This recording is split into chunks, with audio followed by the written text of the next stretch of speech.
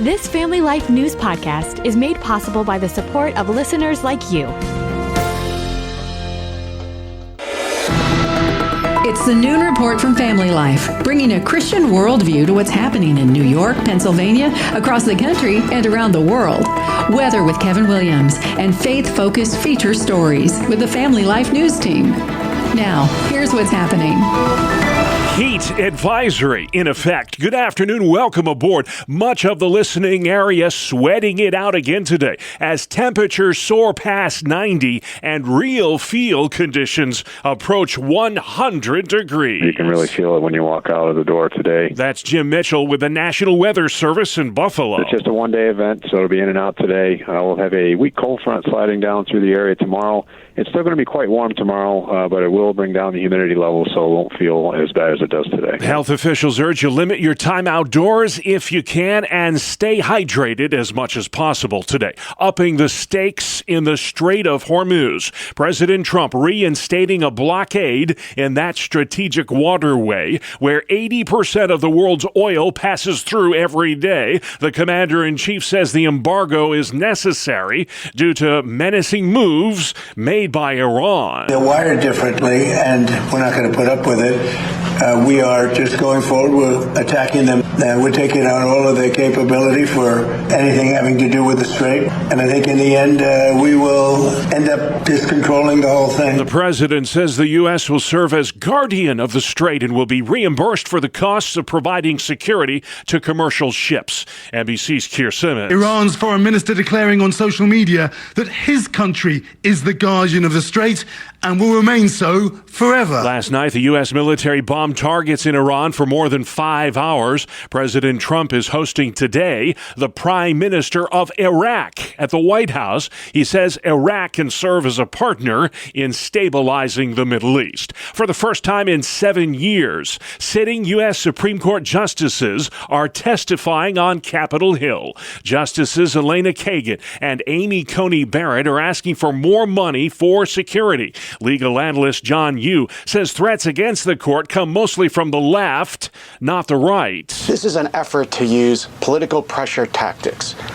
by critics of the court coming from the left to try to influence the justices. Notice you don't see any kind of major efforts at assassination at Justices Kagan, Sotomayor, or Jackson. They're all directed at the conservatives on the court. Back in 2022, Supreme Court Justice Brett Kavanaugh was the target of an assassination plot after the High Court struck down Roe v. Wade. All in the family, the sister of the late South Carolina Senator Lindsey Graham will be sworn in today to serve out the remainder of his term. Darlene Graham Nordone says there's no greater honor. I want to thank the governor for selecting me to serve the remainder of Lindsey's term. It is such an honor. Lindsey has always been there for me, and now I will be there for him. Senator Graham adopted his kid sister when she was just 13 after both their parents passed away. The 71-year-old senator died Saturday from a tear in the main artery of his heart. A bouquet of white flowers now adorns his desk in the U.S. Senate. Utah Senator Mike Lee says Congress should pay tribute to Lindsey Graham by passing the Save America Act. It requires voters show ID to cast ballots in federal elections. The American people want it. Voters overwhelmingly support it to the tune of about 80%. That's Democrats and Republicans alike. One of the best ways we could honor Lindsey Graham's legacy would be to take this up and pass it this month. The House has passed voter ID, but the effort's been stymied in the U.S. Senate. President Trump delivers a rare primetime address to the nation Thursday night. NBC's Gabe Gutierrez. The president is expected to address newly declassified intelligence, which the administration claims reveals plans by foreign nations to interfere in the 2020 election. The president's speech set for 9 p.m. Thursday from the White House. There's been another fatal ICE-involved shooting, this time in Maine. A 26-year-old Colombian national shot dead by immigration officials, Maine Senator Angus King. The person they were after was not the guy they ended up shooting. DHS says while he was not the focus of the raid, he did weaponize his vehicle, and that's why he was shot. This controversial shooting comes just a week after a Houston man was killed in another ICE investigation, and that man was also though, not the focus of the raid. Americans got a break from inflation last month. ABC's Jim Ryan. The inflation rate fell more than analysts were expecting, 3.5% this June compared to last. At 0.4%, the month-to-month decline was the sharpest in over 6 years. The numbers are based on data recorded before the U.S.-Iran war heated up again, driving up prices.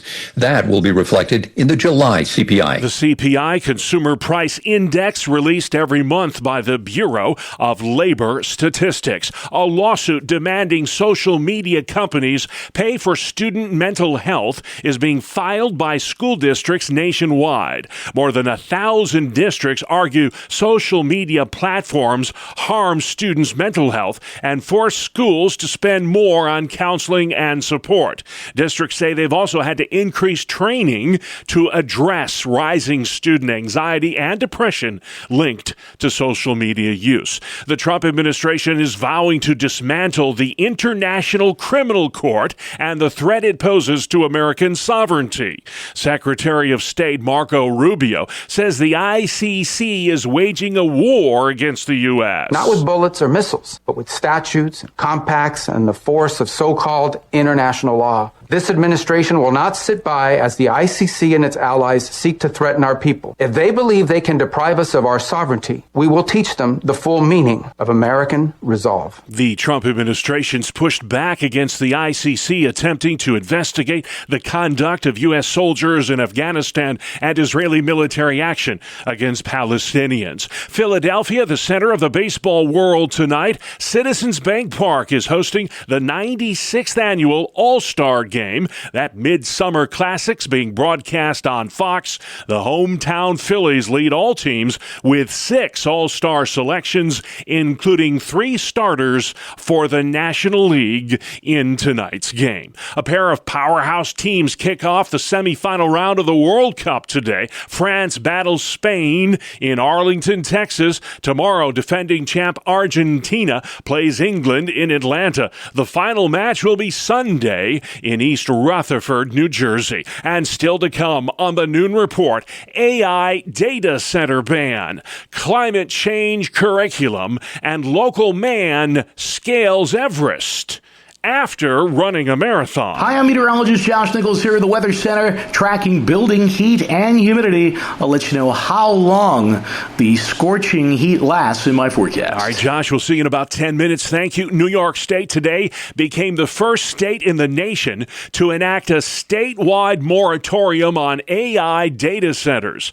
The one-year ban signed into law by Governor Hochul this morning, it blocks the construction of large data centers for at least a year, so the state can create rules to protect the environment and energy grid from these power-hungry facilities that fuel artificial intelligence. Big news out of Buffalo today. The head of New York's second largest school district is stepping down. Dr. Pascal Mubanga served as superintendent of Buffalo Public Schools for less than a year. He signed a 4-year contract in August of last year. Climate change curriculum will soon be required in New York public schools. It's part of an ongoing effort to revamp graduation standards. Dryden, New York biology teacher Karen Taylor tells Spectrum News. So if they're learning it in their science classrooms, they know they're getting actual facts that science teachers specialize in.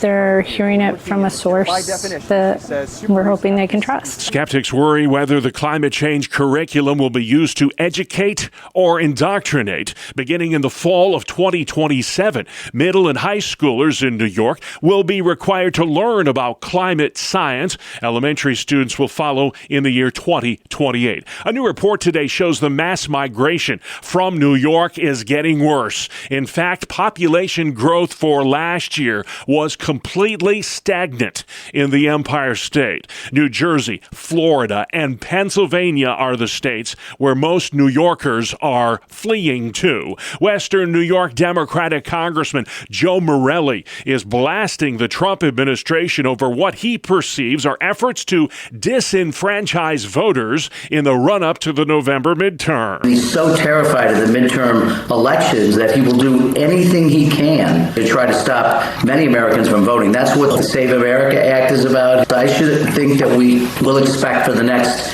several months just to see wave after wave of things that Donald Trump will try to do to stop Americans from voting. Polls have shown as much as 80% of the American public supports voter ID, which the Save America Act would require. A Pennsylvania politician wants restrictions on the use of autonomous vehicles for public transportation. Representative Ben Waxman fears the deployment of these vehicles poses a unique safety risk. He wants any autonomous vehicle weighing over 10,000 pounds to have a licensed driver in it at all times.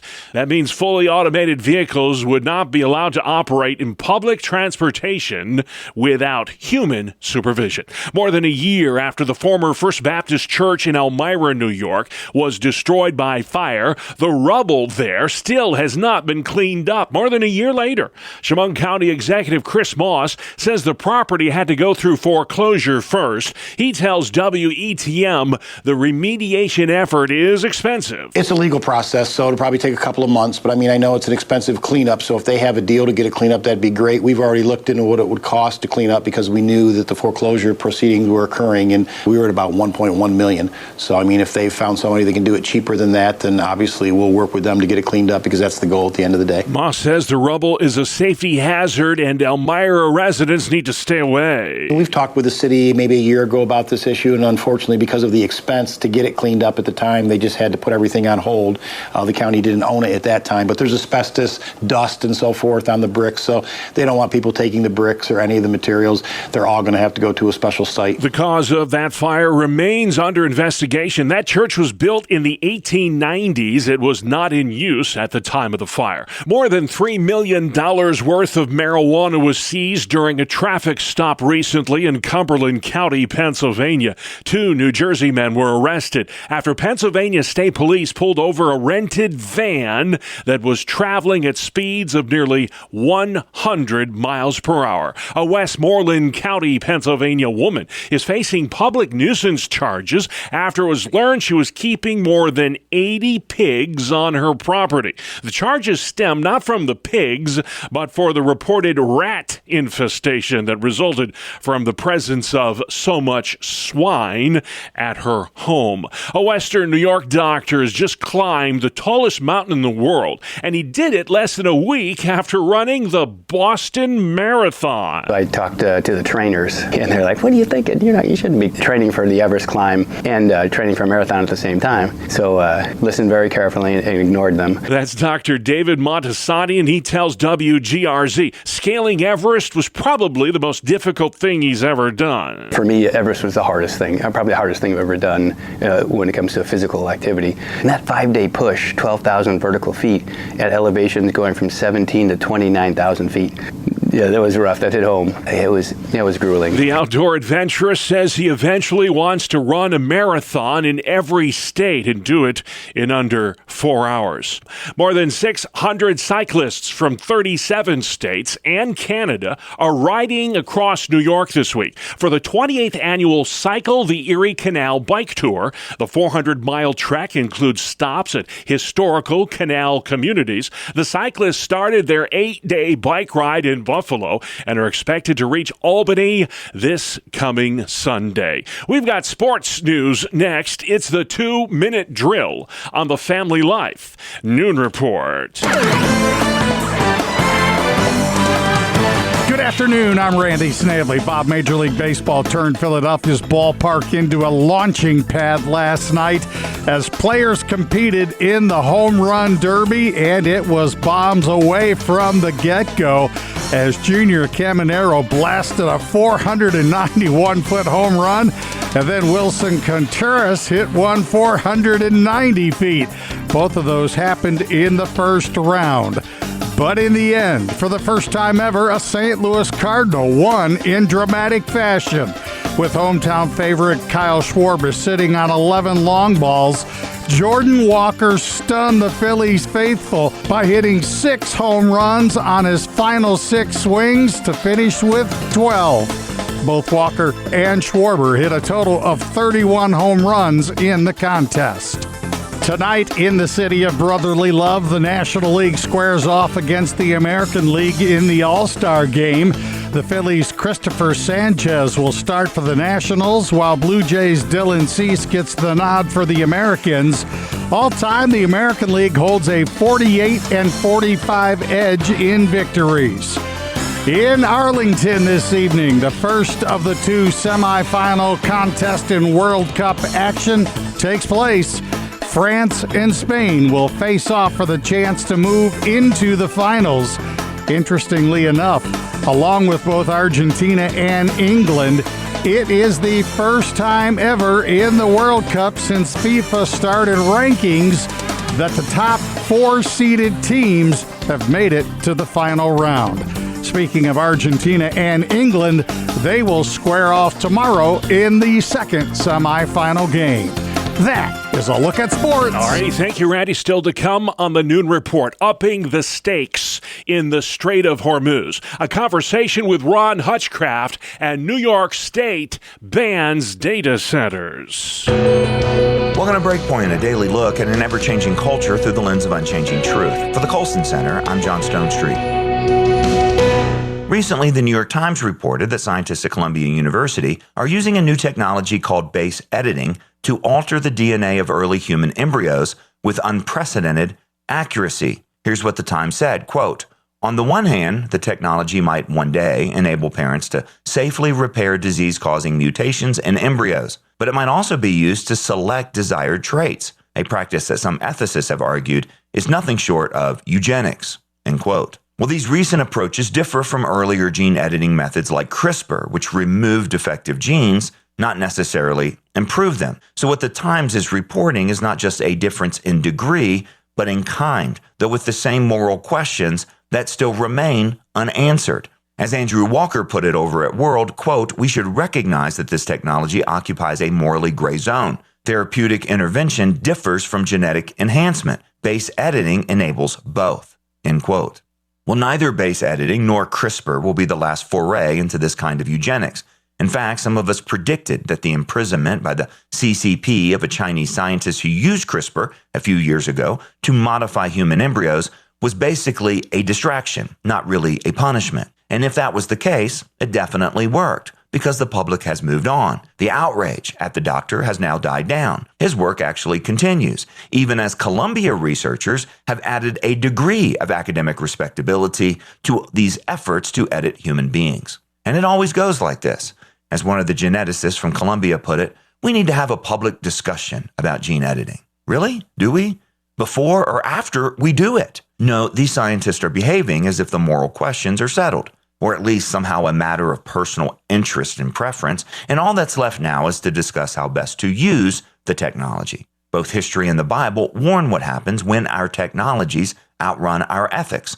Many have now forgotten the U.S. Supreme Court decision in Buck v. Bell, 1927. When caught up in the euphoria of the progressive era's zeal for scientific improvement, Justice Oliver Wendell Holmes spoke for an 8-1 majority and upheld a compulsory sterilization law of the mentally disabled. The aim of the law was, the court said, and I quote, "to prevent those who are manifestly unfit from continuing their kind." According to Holmes, in the case of Carrie Buck being sterilized, and I quote again, 3 generations of imbeciles are enough. Lawyers representing the Nazis at the Nuremberg trials after World War II cited that opinion from Buck v. Bell to justify their own eugenics efforts in the Nazi regime. And these new developments in gene editing are just as much plagued by the essential questions regarding human nature. First, is human nature permanently flawed? Or are we constantly progressing toward perfection, now in control of it through our technologies? And second, what will stop us from using these technologies, not just to repair, but to pursue perfection? Or dare I say, perhaps, a master race? Look, these aren't far-fetched questions. It's going to be real difficult to stop this stuff, much less expect anyone else to comply. Look, Scripture is plain. Every person is made in the image of God and is endowed with eternal dignity, worth, and beauty. Any potential value to be found in this new base editing technology will be an added value, but there's no way to add value to the priceless. And that all will be outweighed by the consequences of not recognizing what's true of the human condition, both our value and also our potential for evil. In this case as well, The potential consequences far outweigh any potential benefits. For the Colson Center, I'm John Stonestreet with Breakpoint. Thanks, John. Outside next, weather where you live on the Family Life Noon Report. This is meteorologist Josh Nichols with the Family Life Weather Report. Temperatures are going to be climbing into the mid-90s for highs, especially away from the lakes. For tonight, it's mainly clear, breezy, overnight low temperatures pretty much for everybody, only into the low and mid-70s. For tomorrow, look for ample sunshine, your top temp into the upper 80s and low 90s, and still holding on to the heat and humidity with ample sun for Thursday, high temperatures in the upper 80s. All right, thank you, Josh Nichols. This is the Noon Report. I'm your host, Bob Price. Lots to get to Tuesday, the 14th of July. New York today became the first state to enact a statewide ban on AI data centers. The one-year moratorium was signed by Governor Hochul this morning. It blocks the construction of large data centers for at least a year, so New York can create rules to protect the environment and energy grid from these power-hungry facilities that fuel artificial intelligence. President Trump's reinstated a U.S. blockade in the Strait of Hormuz takes effect at 4 p.m. Eastern Time today. The president says the U.S. will serve as guardian of the strait and will be reimbursed for the costs of providing security to commercial vessels. Mr. Trump's hosting the Prime Minister of Iraq at the White House today. He says Iraq can serve as a partner in stabilizing the Middle East. Israel's revealing more details today about that chilling plot by Iran to try and kill the president. U.S. Ambassador to Israel, Mike Huckabee. Israeli intelligence tipped off our side, the president, and our officials that there was a very specific plot that was designed to take out President Trump. This is pretty serious. Conservative talk show host Eric Stackelbeck. This is the nature of evil. This regime is evil, and evil is relentless. It won't stop this kind of evil unless it is decisively crushed. Overnight, the U.S. military carried out 5 hours of airstrikes on targets in Iran. The sister of the late senator from South Carolina, Lindsey Graham, will be sworn in this afternoon to serve out the remainder of his term. Lindsey has always been there for me, and now I will be there for him. Now to Lindsey, I miss you more than I can even put into words. But I'm going to do this. I got it. Senator Graham's kid sister, Darlene Graham Nardone, will fill his seat until the end of the year. South Carolina Governor Henry McMaster. Lindsey took care of his little sister in years long departed. It's my honor to ask his little sister, Darlene Graham, to finish his work for him now. Senator Graham died suddenly on Saturday from a ruptured aorta. For the first time since 2019, sitting members of the U.S. Supreme Court are testifying on Capitol Hill. Justices Elena Kagan and Amy Coney Barrett are asking for more money for security. They want an increase in the court's budget by about 10% to deal with threats. ICE protests have erupted in Maine following the fatal shooting of an illegal immigrant during an immigration enforcement effort. NBC's Aaron McLaughlin. According to an ICE spokesperson, the shooting happened when agents tried to conduct a traffic stop. They say the vehicle tried to get away. That's when ICE agents opened fire, quote, fearing for public safety. It's the second fatal shooting involving ICE agents in the past week. DHS says the illegal immigrant had weaponized his vehicle. The 26-year-old Colombian national was not the focus of the ICE raid. Multiple states trying to block Paramount's merger with Warner Brothers. California Attorney General Rob Bonta. If these two companies merge, theaters will lose their negotiating power. They'll have to pay more to get the merged companies' movies on their screens. They'll have fewer discounts to offer. They'll have fewer new releases to show. The proposed $110 billion deal would be one of the largest media mergers in U.S. history. A 65-year-old grandpa continues his road to recovery after being thrown head over heels into the air by a buffalo at Yellowstone National Park. ABC's Trevor Alt. It happened Friday in the height of the summer tourism season. That bison inside a picnic area of the park. Look out, bison! And as it stops to rest, that grandfather and his grandson taking photos. That's when the buffalo stirs and charges. The grandfather, unable to escape, flipped 8 feet into the air. That grandfather suffered multiple broken bones. He's recovering after surgery. His grandson was not hurt. Bison can weigh up to 2,000 pounds and can run 40 miles per hour. Next at noon, a conversation with evangelist Ron Hutchcraft about his ministry to Native Americans called On Eagle's Wings. This week, Ron and his team are visiting reservations in western New York. I caught up with Ron a short while ago, and here's more of our conversation. You've been doing this for over 3 decades. Those who are listening right now who are not familiar at all with On Eagle's Wings, tell us a little bit what it is, how it works, and how it's been so successful through the years. You know, I've been in cross-cultural youth ministry my whole life, and a lot of urban ministry, suburban, all kinds of kids. I never knew about what a national report called the most devastated adolescents in America. Those are Native American young people. And I had no idea until about 30 years ago when God took me to the reservation to speak, and I learned about the kids who have, depending on the part of the country, somewhere between 3 to 7 times the suicide rate of any other young people in America. The rates of drug and alcohol addiction and sexual violence against women, missing and murdered women among Native Americans 10 times any other women in America. Sadly, those statistics are people to me, funerals I've gone to, and the first mission field in America was Native Americans.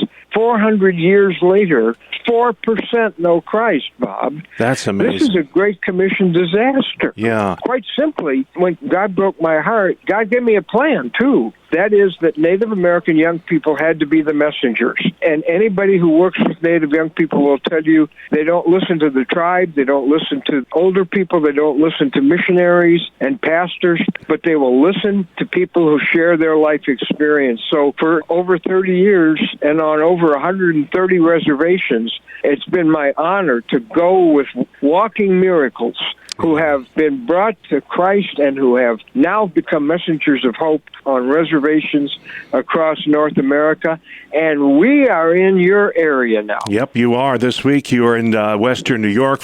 You know, us non-Native Americans, we think we know what life is like on the reservation. We've seen depictions in movies and books. But I wonder what the root cause of the generational poverty is, Ron, the unemployment, the substance abuse problems, alcoholism, drug addiction, you name it. Seems like on reservations, those numbers are a lot higher than anywhere else. What is the root cause of that? Well, I wouldn't fancy myself that smart to be able to say that is the root cause. I can tell you how I think we got here. Quite simply, there has been a history of one loss after another. You're talking about a people who have lost their land, lost their language, in many cases, lost their lives. And there were 10 million indigenous people, they believe, when Columbus came. There were 200,000 of 10 million left in 1900. Think of that. That's amazing. An entire race almost destroyed, the original inhabitants of this country. Yeah. And then having the ones left, their children taken to boarding schools where you say, well, that sounds nice. No, they were places where their hair was cut, their language was forbidden, there was a great deal of sexual abuse in those schools. Yeah. So what you have is serial grieving. It's all kind of fallen on the young people, and there is just a sense it's always going to be this way. That's called hopeless. Yeah. And when life is hopeless, there seems to be not a lot of reason to stick around for the rest of it. Yeah. Ron Hutchcraft of Ron Hutchcraft Ministries with us on the live line today talking about his On Eagle's Wings ministry to Native Americans for over 30 years. You've been a missionary for Christ on these reservations all across America. Has such tremendous success. You know, we just celebrated our 250th anniversary as a nation, Ron. This is a part of our history that a lot of people like to wipe out from our history because it's not a really positive part of our history. Why is it important we know this part of our history as well? Well, you say, well, why would only 4% know Christ? Here's what's happened. Native Americans have been blinded to Jesus by this lie. He is the white man's God. Now, I will tell you, if I were Native American and I looked at history, and so many of the things I said have happened to them were done in the name of Christianity, it's hard to separate that out. I would probably believe myself. All I know about Jesus is what Christianity did to us. But the exciting thing is, here are Native American young people who have lived that brokenness, who have been to the edge of despair, who have been rescued by Jesus, and who are standing right here in your area. The team we are with here, 25 tribes from across North America, the U.S. and Canada, represented in a team of 40. Amen. And they get up and they talk about a Jesus, Amen. who, by the way, happened to be a brown-skinned man. Yeah, he didn't look like me because he was a Mediterranean Jew from a tribe on land that had been occupied by others. He knew what it was to be poor, homeless. He was a victim of injustice, and he died a violent death. I just described the reservation. Good stuff there from Ron Hutchcraft speaking to Family Life News about his Native American ministry known as On Eagle's Wings. Hutchcraft and his team have been ministering to indigenous people for nearly 35 years on over 130 reservations across North America. And finally at noon for a Tuesday, a Tyrannosaurus Rex fossil named Gus is going up for auction today and is expected to fetch millions of dollars. The opening bid at Sotheby's in New York starts at $19 million. Yeah, for a bunch of dinosaur bones. The T-Rex sale's drawn pushback from some who argue such a specimen should not be auctioned off and admired by the rich, but rather saved for posterity and used for scientific study.